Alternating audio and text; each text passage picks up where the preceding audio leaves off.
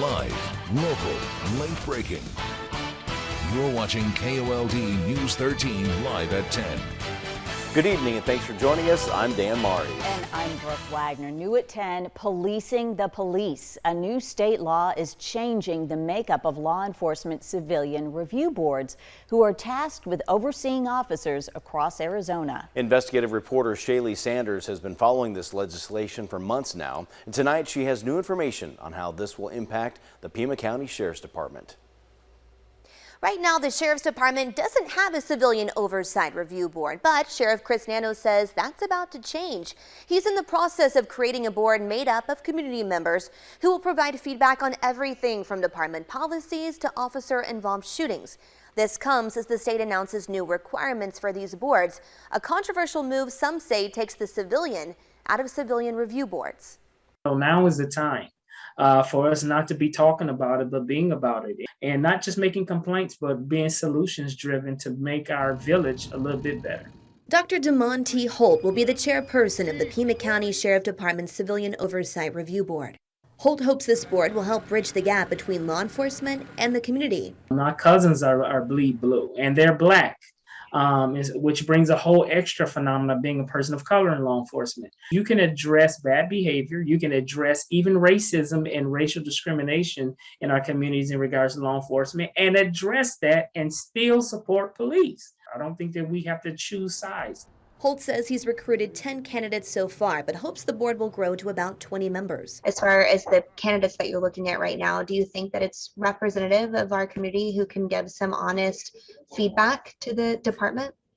Oh, most definitely. The only reason why I took this task is because I don't want to cherry pick type of board. We want every aspect of the community to be represented in regards to race and ethnicity, to sexual orientation, to gender, also different walks of life that looks at law enforcement from a different lens to make sure that every part of our blind spots are being covered. But that goal faces a new hurdle. Governor Doug Ducey signed off on this bill, which will require members of civilian review boards, like the one the Pima County Sheriff's Department will have, to receive 80 hours of law enforcement training in use of force, de-escalation, body-worn cameras, in-custody deaths, criminal and administrative investigations, and representative due process, and simulated event law enforcement training. If you're going to judge someone on what it is they're doing,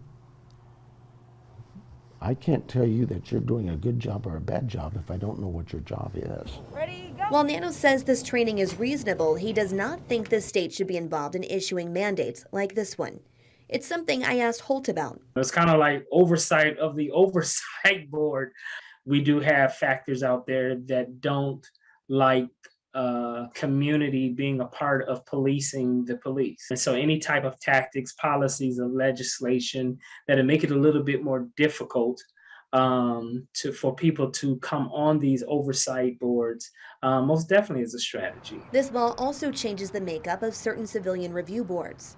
The law says if the board determines the initial level of discipline or has the authority to increase the severity of the disciplinary action, then the majority of the board needs to be made up of law enforcement officers from the same department. Arizona might be the only state whose legislature came out of the murder of George Floyd with laws to make it harder to hold police officers accountable.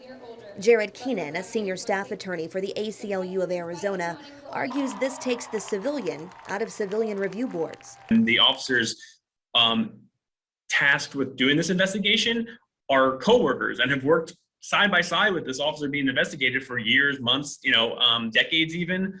Nanos says the board will not have disciplinary power and therefore can still be made up entirely of civilians, though they will have to receive the 80 hours of training. If we put them in the middle of an investigation, they become a part of that investigation and could be put into a position where they need to be subpoenaed for court and testify.